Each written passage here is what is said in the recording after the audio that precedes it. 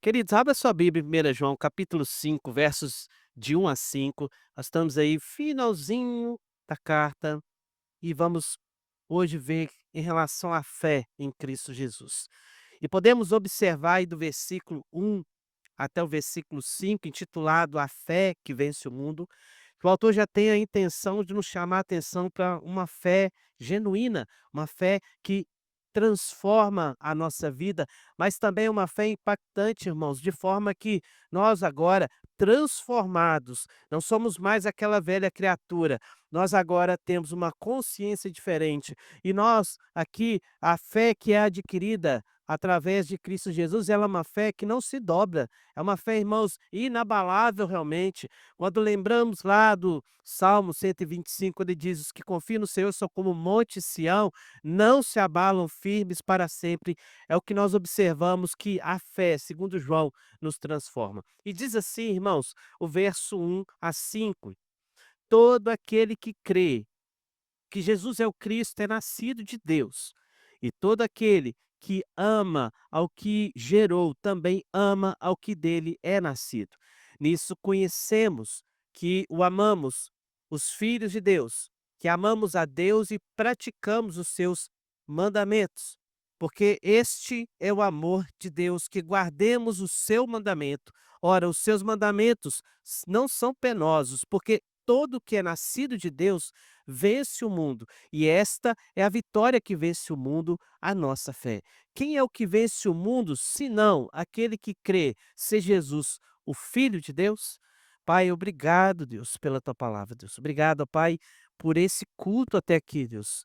Ó Pai, podermos louvar, exaltar teu santo nome, pelo Senhor Deus até aqui nos abençoar, e pedimos a ti, Deus, nesse momento, que o teu Santo Espírito venha trazer ao nosso coração, Pai, ainda mais firmeza em fé, com a palavra que acabamos de ler, que ela fale ao nosso coração em nome de Jesus.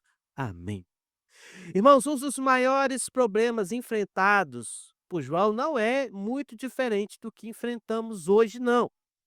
Hoje, irmãos, embora não se diga muito sobre, como nós dissemos, aquela expressão que se tornou todo aquele que é um egoísta e não pensa no outro, que João está combatendo aqui, chamado naquele tempo de gnosticismo, que nada mais é, irmãos, uma forma de ver o irmão, né, não como alguém que necessite de amor, porque na verdade esse corpo físico ele vai se deteriorar, mas simplesmente o vemos como qualquer coisa. E esse gnosticismo nos chama, então, a olhar mais para nós do que olhar para o próximo. Mais uma vez, irmãos, então ele alerta para um cuidado para aqueles que chamam aqui aquele Deus que nós cremos de Pai, e também observando que foi gerado, foi mudado, né, transformado, agora é nova criatura, nasceu aqui desse novo relacionamento com Cristo Jesus, então ele não pode de forma nenhuma voltar aos traços antigos, aos passos velhos a que ele andava, mas agora houve uma mudança de rota. Então, não é, irmãos, sem motivo que aqui ele chama então a observar uma coisa que nós precisamos ter sempre em nossa mente: a fé. Então, a fé verdadeira, acompanhada por santidade e amor, é aquilo que, segundo o autor João, vai ser o que nos leva a vencer esse mundo, né. E o que que ele chama atenção para nós quando ele fala de vencer? É que nós suportaremos todas as coisas, que nós, irmãos, passaremos por cada prova sem sequer nós, de forma nenhuma pensarmos em abandonarmos o caminho de santidade de Deus. Então João vai mostrar, irmãos, como pode se distinguir uma fé verdadeira da falsa. Da falsa. Então, nós vivemos, irmãos, num tempo onde as pessoas têm sempre justificativas para aqueles atos que simplesmente demonstram um abandono de fé. "Ah, mas olha, agora é assim. Ah, no nosso tempo, agora mudou, pastor, não é desse jeito mais". E as pessoas vão usando desculpas e mais desculpas, irmãos. Só que nós precisamos entender que Deus não mudou e o olhar do Senhor para nós não, e também a exigência que ele faz de santidade também não. Se Deus tivesse mudado os padrões, mas não, irmãos, eles permanecem. O cristão que olha para a sociedade e quer tirar da sociedade o padrão para sua vida, ele vai sempre entrar em choque com a palavra de Deus, sempre entrar em atrito com o Senhor. Então a pergunta é: o que que nós queremos agradar? Nós queremos agradar ao Senhor ou nós queremos agradar aos homens? Se queremos, irmãos, agradar os homens, eu preciso te lembrar que você também tem a intenção de agradar a si mesmo. A si mesmo. Que normalmente o nosso ego é aquilo que primeiramente nos leva a abandonar os preceitos do Senhor. E ele procede assim, irmãos, porque justamente o ensino estava errado dentro daquela igreja. E nós também podemos, irmãos, de alguma forma, adquirir o nosso tempo, porque a verdade é, se nesse tempo havia uma influência negativa dentro da igreja, de algo que não era correto dos caminhos do Senhor, hoje muito facilmente isso entra na nossa casa sim, né, entra na nossa casa de forma muito sutil. Mas hoje, irmãos, nós vamos ver então a característica. Na verdade, a fé ela tem uma característica, essa fé genuína que João está chamando a atenção para a gente aqui, ela não é uma fé simplesmente teórica, não é a fé que lá na palavra de Deus também Tiago vai dizer que, irmãos, é simplesmente aqui, só no pensamento: "Ah, eu tenho fé". E Tiago vai dizer: "Mostra a tua fé sem obras". Mostra. Chega para Deus e apresenta a tua fé sem obras. E quando ele fala de obra, ele está falando de vivência também.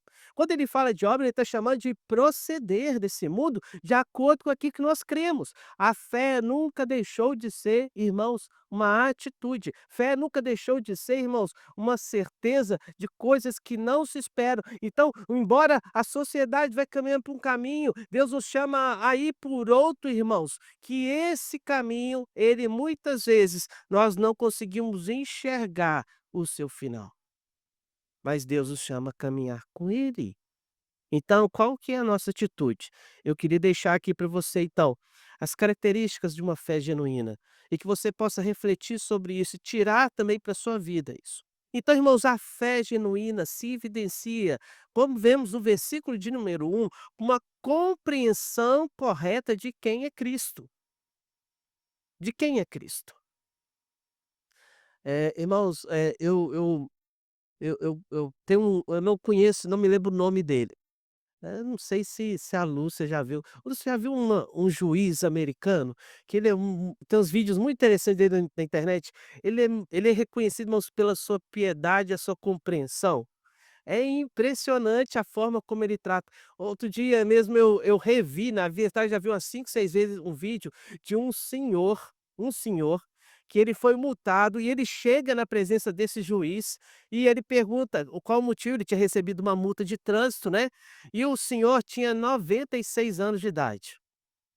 E sabe quando que ele foi multado, irmãos? Ele foi multado justamente no dia que ele estava levando o filho 96 anos, levando o filho dele para fazer uma quimioterapia, que o filho dele estava com câncer e ele cuidava do filho dele com 96 anos de idade. E aquele juiz simplesmente falou: "Não, vai embora, você é um verdadeiro americano". Poxa, cara, sério? O legado dele fica, o legado dele fica. É.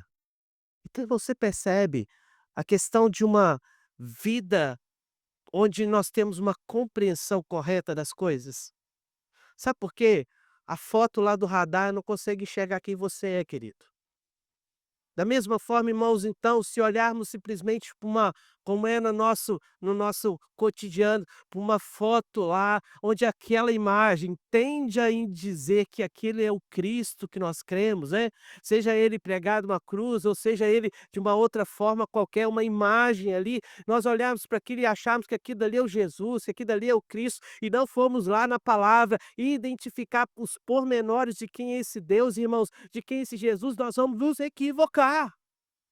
E podemos então ter uma atitude errada. Aquele juiz, quando soube da história daquele homem de vida, a situação dele, de quem ele era, da forma como ele cuidava do filho, a atitude dele com certeza foi outra. Simplesmente a foto do radar não mostra quem é uma pessoa. Da mesma forma, uma foto na parede não diz quem você é. E também, irmãos, o Deus superficial, o Cristo superficial, que muitas vezes é visto pelas pessoas lá fora, não mostra quem é o Deus que nós cremos. Então João chama atenção no início, quando ele fala: "Todo aquele que crê que Jesus é o Cristo é nascido de Deus". Então a fé verdadeira é fruto de uma correta compreensão e respeito de quem era Jesus.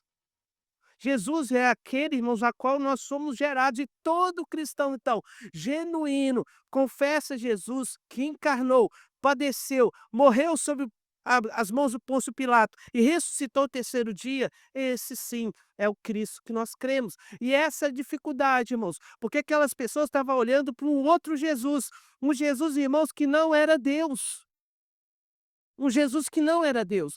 O cristão verdadeiro, ele confessa que Jesus é o Messias e foi enviado por Deus, irmãos, para salvar o mundo. Hoje também, irmãos, muitos homens têm compreensão diferente de Deus. Se você for andar por aí, alguns vão acreditar que ele foi um espírito elevadíssimo, como é assim visto pelos espíritas. Ou então, irmãos, outros, como os muçulmanos, eles não vão denegrir o seu Cristo, mas eles vão reconhecer, que vão dizer que ele foi um grande mensageiro de Deus. E equiparam ele aí, de certa forma, até aos profetas dele. Mas também, irmãos, outros talvez vão dizer, como os judeus, que ele foi só um bom judeu.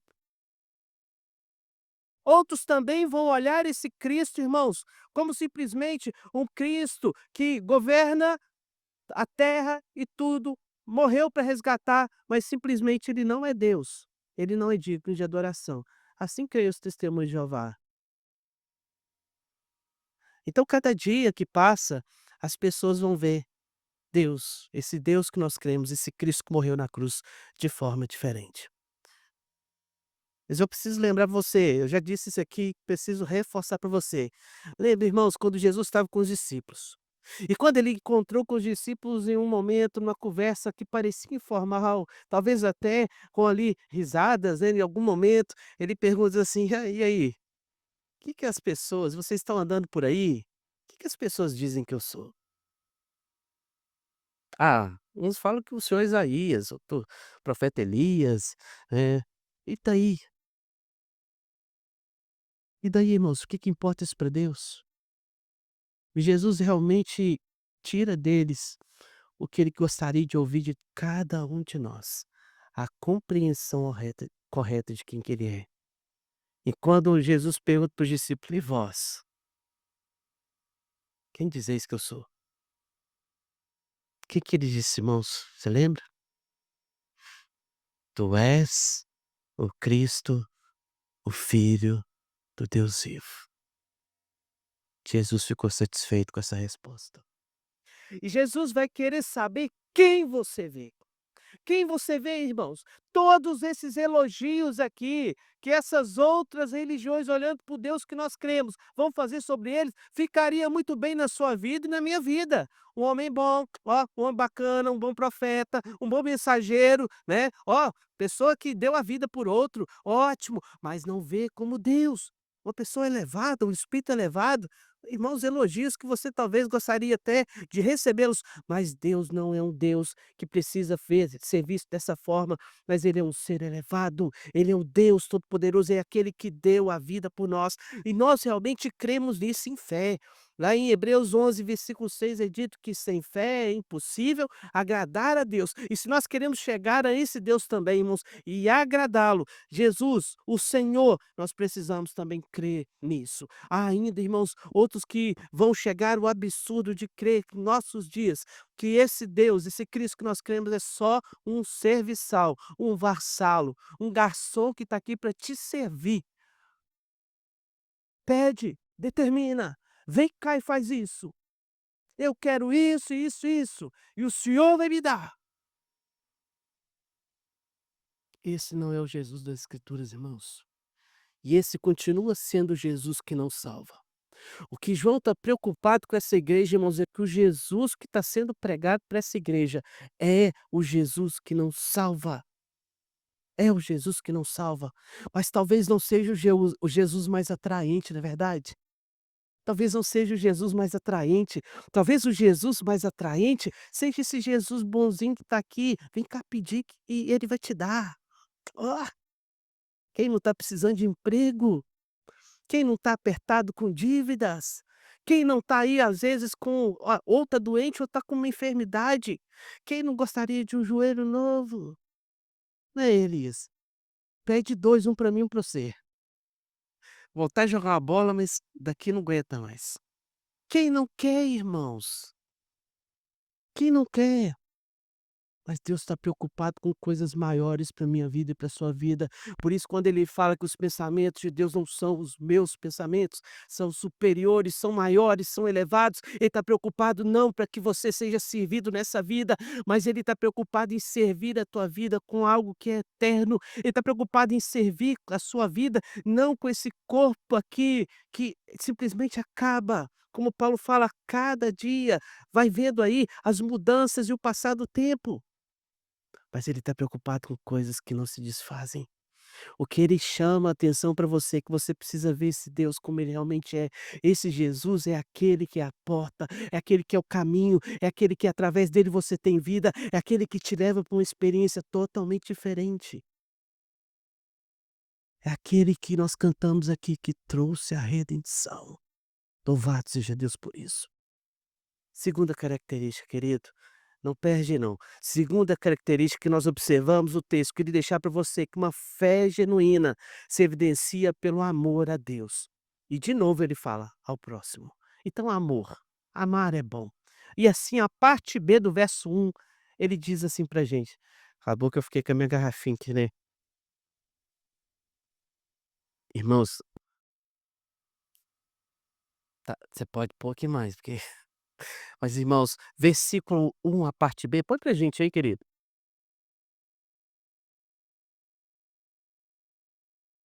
E ele diz assim a palavra de Deus: "Olha, e todo aquele que ama", olha lá, "e todo aquele que ama ao que o gerou, também ama ao que dele é nascido".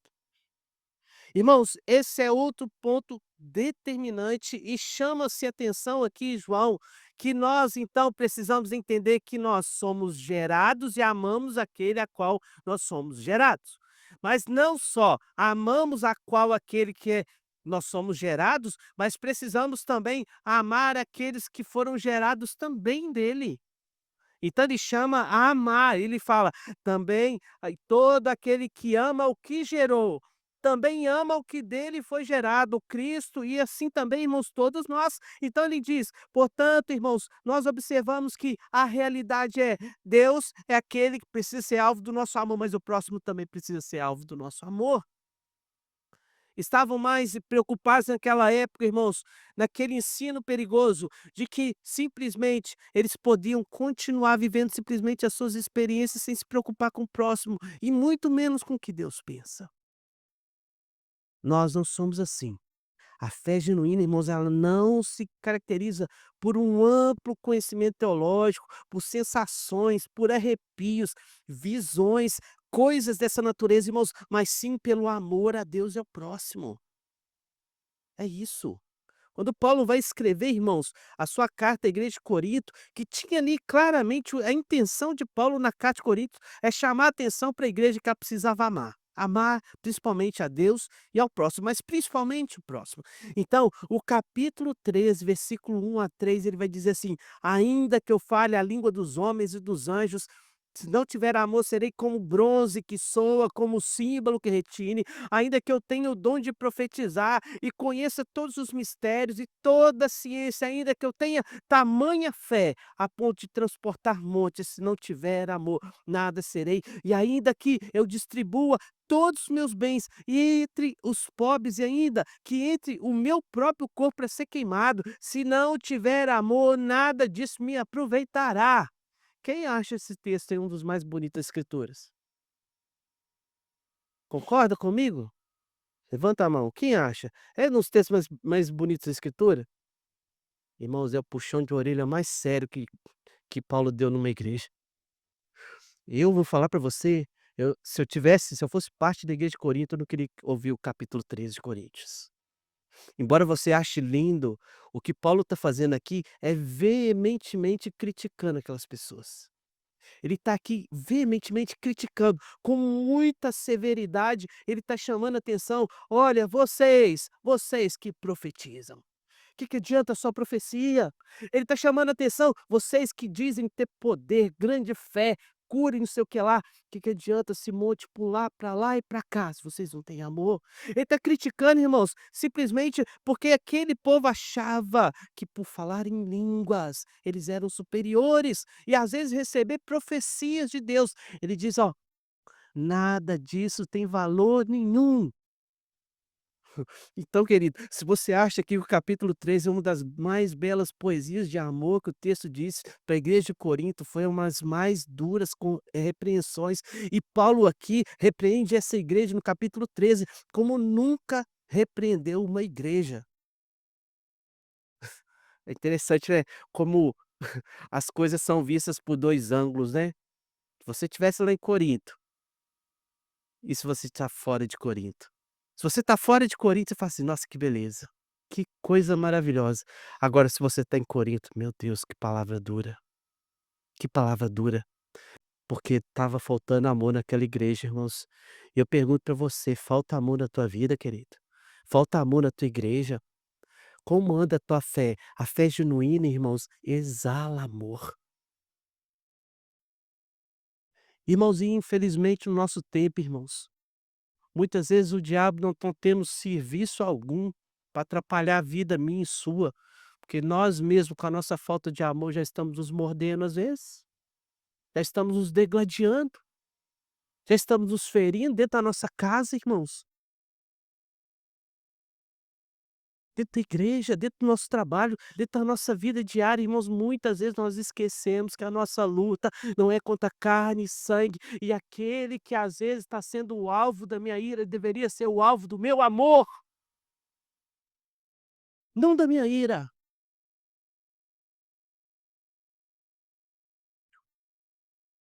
E o diabo tá lá sentado numa cadeirinha balangando, comendo pipoca, dando boas gargalhadas, da forma como tratamos nosso marido, da forma como tratamos nossas esposas, na forma como tratamos nossos pais, da forma como nós tratamos nossos filhos, da forma como nós tratamos o nosso irmão.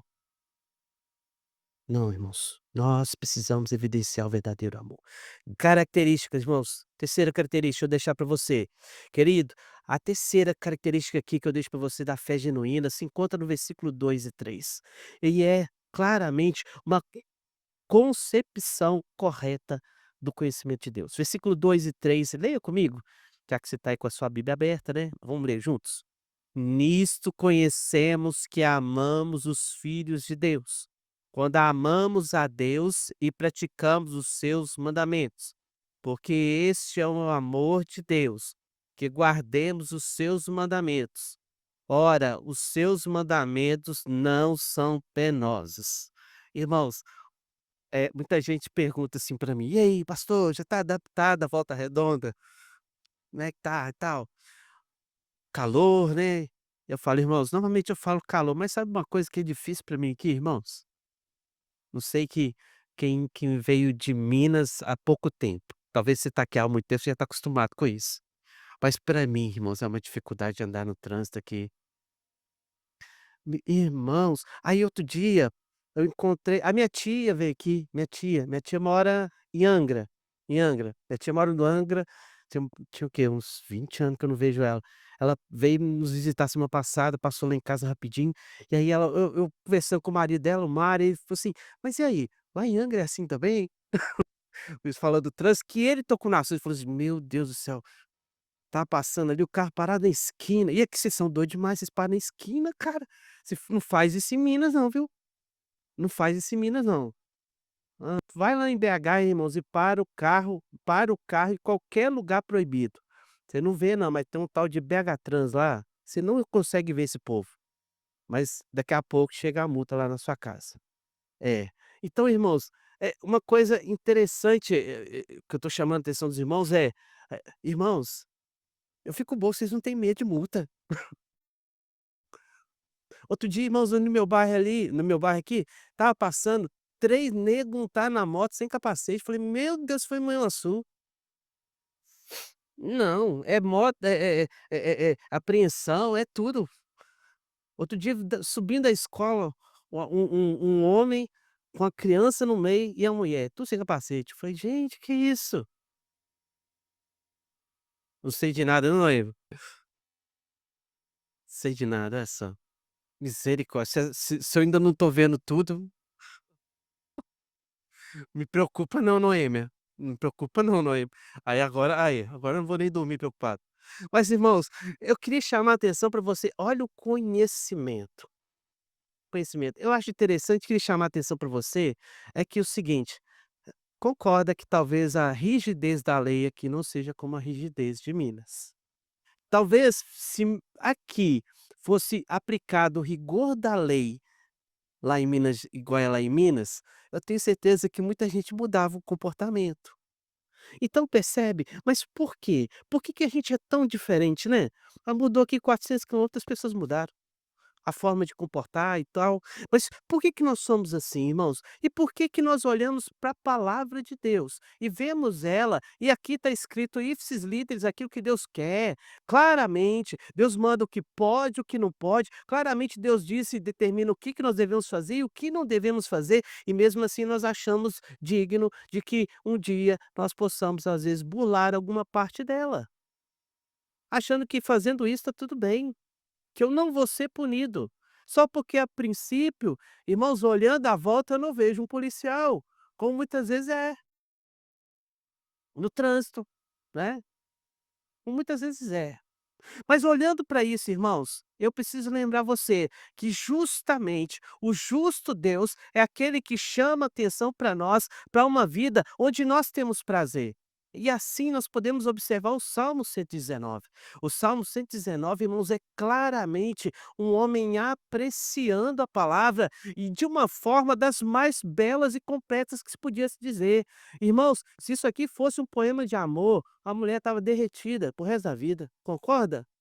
São quantos versículos, irmãos? O maior capítulo da Bíblia, Deus declarando aqui, né, através desse homem, a importância da palavra, o valor da palavra, a importância de que nós possamos entender aquilo que ela pode gerar em mim, pode fazer em mim. Então, dando também motivos para que nós também possamos amar essa lei.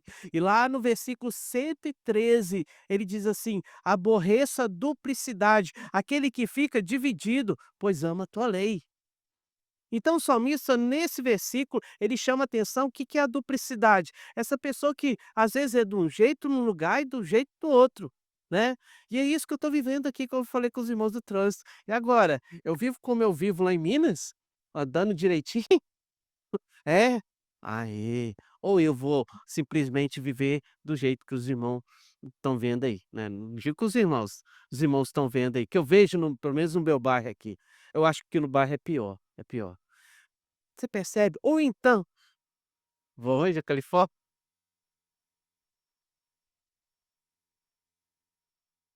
Olha só. É, acho que eu vou no Califórnia se você for comigo então, ok? Né, que o Aquaman, às vezes vão ficar com medo do Aquaman lá, né. Mas irmãos, o que que eu quero chamar a atenção dos irmãos aqui? Que essa duplicidade, irmãos, às vezes é aquilo que nós queremos viver com Deus. Em alguns momentos, em alguns ambientes, dentro da igreja eu sou um bom crente. Você concorda comigo que você entrou aqui, e se entrar aqui, não sei nem se tão eu não ô irmão, sou ruim em reparar isso, mas se entra um visitante aqui qualquer, e ele chega e fala assim: "Nossa, que igreja bonita, olha, todo mundo bem vestido, comportado, todo mundo quietinho, cantando, que bênção, louvor". A pessoa sai daqui maravilhada, sem simplesmente achar defeito algum na sua vida, porque que é fácil enganar as pessoas. É fácil ser um bom crente aqui, concorda? É fácil, muito fácil, né. Talvez o pior de todos aqui hoje seja eu que fiz um estrago aqui, quebrei a taça, né. A pessoa fala assim, ainda sai daqui um visitante falando: "Não, o pastor foi o pior, quebrou a taça, o resto tudo comportadinho, tudo ó, muito bom". Percebe, irmãos? Então nós não podemos ser assim. Lá fora nós somos uma coisa, aqui dentro nós somos outros. Quando estamos com os irmãos, nós somos uma coisa, quando nós estamos longe dele, nós somos outras. Nós não podemos ser assim, mas nós precisamos ser corretos em tudo que eu estou falando em relação à palavra. Por isso o salmista, no Salmo 25, versículo 14, ele diz assim: "A intimidade do Senhor é para os que o temem". Deus quer comigo, com você, intimidade. Intimidade, irmãos, denota conhecimento. Intimidade, para que eu possa ser íntimo de você, eu preciso saber quem é você. Para eu conhecer você, eu preciso estar perto, eu preciso estar todo o tempo aprendendo aquilo que lhe agrada. Então temos, irmãos, na Bíblia aqui uma referência a respeito, mas também obediência, mas também temor, mas também proximidade, mas também, irmãos, recompensa, porque quem obedece é recompensado. Essa é a realidade que nós precisamos viver. E aí no Salmo 25, ainda o versículo 4 e 5, ele vai dizer assim: "Faze-me, Senhor, conhecer os teus caminhos, ensina-me as tuas veredas, guia-me na tua verdade, ensina-me, pois tu és o Deus da minha salvação". Então, irmãos, o conhecimento verdadeiro de Deus e das suas palavras, as escrituras, a obediência a ela, irmãos, e essa obediência prazerosa traz para mim, irmãos, esse momento onde eu tenho aqui não só um Deus distante, mas um Deus próximo, que vivo com ele um relacionamento de amor. Então conhecer Deus é importante. Conhecimento, irmãos, faz parte de uma fé genuína, genuína.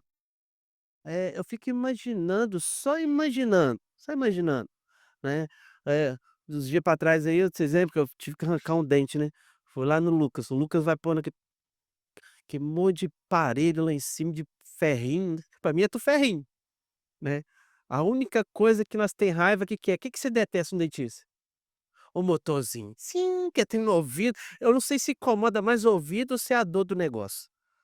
Mas você percebe pra mim que lá é um monte de ferrinho, pra você também. Mas se você for doidão, quiser ir lá no consultório do Lucas, eu arranco seu dente. Você confia? Ué, mas eu já vi muito dente ser arrancado. Outro dia eu vi na Índia, irmãos, com a alicate se puxando, no meio da rua, né, é os barbeiros que arranca, né. Que você acha? Bom? Vão lá. Por quê? Por que então, irmãos, que nós vamos nos especialistas que conhecem e muitas vezes, irmãos, nós esquecemos daquele aqui, ó, que nós precisamos conhecer ainda melhor, ainda mais, ainda mais. Porque senão, irmãos, tem muita gente indo nessas pessoas aí, né, que estão arrancando tudo, como um dentista amador, que simplesmente não sabe o que está fazendo, sem conhecer. Mas a gente precisa buscar conhecimento do Senhor em todo tempo. A fé genuína faz com que nós tenhamos desejo de conhecer verdadeiramente a Deus. Quarto e último, eu queria deixar para você, irmãos. Irmãos, uma importante característica da fé genuína é que essa fé impede o cristão de ser influenciado. Versículo 4 e 5, vamos ler comigo aí também, para a gente poder recordar o que que o versículo 4 e 5 nos diz? Leamos.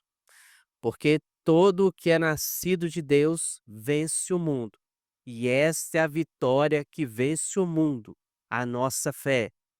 Quem é o que vence o mundo, senão aquele que crê ser Jesus, o Filho de Deus? Então, irmãos, a fé genuína, ela não, de forma nenhuma, ela não nos deixa ser influenciado. E de acordo com João, então a fé, ela é robusta, essa fé aqui, ela é imutável. Afirmações, irmãos, como também vitória sobre o mundo é feito lá no capítulo 4 versículo 5 e assim também chamando a atenção para a gente, irmãos, do valor de permanecermos firmes. E nesse sentido, a fé verdadeira, então, é aquela, irmãos, onde o discípulo permanece firme contra os falsos ensinos e não se deixa ser de forma nenhuma moldado pelo mundo. Nós não podemos de forma nenhuma ver pessoas firmes na fé sendo convencidas a abandonar a Deus ou ferir o princípio cristão. Então a fé verdadeira capacita o cristão, irmãos, para vencer o mundo. E nós precisamos vencer. Então a palavra de João, de forma simples, mostra que o que é a verdadeira fé, e essa verdadeira fé transforma-me numa pessoa que não muda. E aí o povo lá fora vai te chamar de quê? Radical. Radical, você é muito radical. Né. Só que quando olhamos em relação às coisas espirituais, é sim, irmãos, é radicalismo. A fé genuína, ela é aquela, irmãos, que o discípulo é moldado tanto por ensinos quanto também por condutas que são responsáveis aqui, irmãos, justamente pelo tratamento e também por manter uma fé verdadeira no Deus Todo-Poderoso. Quer ver um exemplo disso? Na palavra de Deus, por exemplo, nós encontramos ali o servo de Deus Daniel. E ele é o retrato da fé. Ele é o retrato de uma fé, irmãos, que simplesmente porque ele está no meio de um povo totalmente diferente, que tinha tudo para oferecer para ele, menos o Deus dele, que podia também fazer com que ele alcançasse todos os desejos do coração dele, mas ele precisava, de certa forma, abandonar o seu Deus. Então, quando chegamos no capítulo 1, versículo 8, quando ele fala: "Resolveu firmemente não se contaminar", aqui dali, irmãos, é uma declaração de fé de Daniel, quando ele diz: "Olha, eu não vou abrir mão do meu Deus por esses ídolos". E esses ídolos, irmãos, como nós sabemos muito bem, dissemos desde lá da primeira mensagem, ídolos nada mais é que aqueles que os homens fazem com as próprias mãos para acariciar o nosso coração, para agradar o nosso coração. Então por isso que eles têm lá o Deus do sol, o Deus da colheita, o Deus da fertilidade, por isso que ele tem lá, irmãos, o Deus para tudo, porque esse Deus é buscado de acordo com a minha conveniência. Então, na verdade, quem está sendo adorado? Quem está sendo adorado sou eu, sou eu. O ídolo nada mais é que um subterfúgio para me agradar, para eu buscar aquilo que me interessa. E outra coisa, às vezes, simplesmente, irmão, sem um compromisso de um relacionamento com esse Deus, com esse ídolo. Mas Deus quer, irmãos, que nós tenhamos justamente um relacionamento, e um relacionamento é coisa séria, relacionamento é para toda a vida.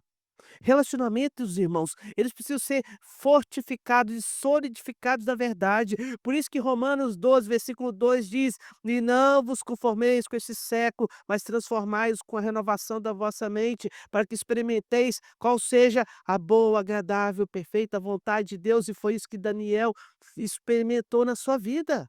Ele experimentou na sua vida o que era fidelidade com Deus. Experimentou na sua vida, irmãos, o que é a santidade, e assim também colheu grandemente. Sabe o que acontece? Capítulo 1, versículo 31, final do capítulo, Deus já dá pra gente a vitória daquele servo dele. Você não precisa nem ler o livro todo se você não quiser. Você já sabe o que aconteceu com Daniel. Daniel foi até o final. Deus acabou com a Babilônia. Daniel estava lá na Babilônia. Daniel não sofreu nada. Daniel existe aquém da Babilônia.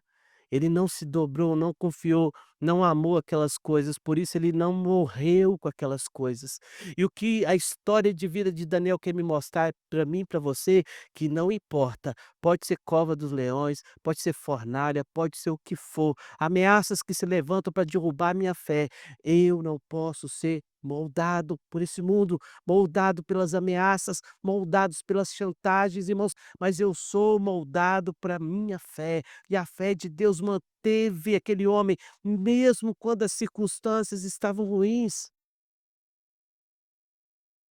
Eu pergunto para você, irmão, que geração de crente nós temos hoje, hein?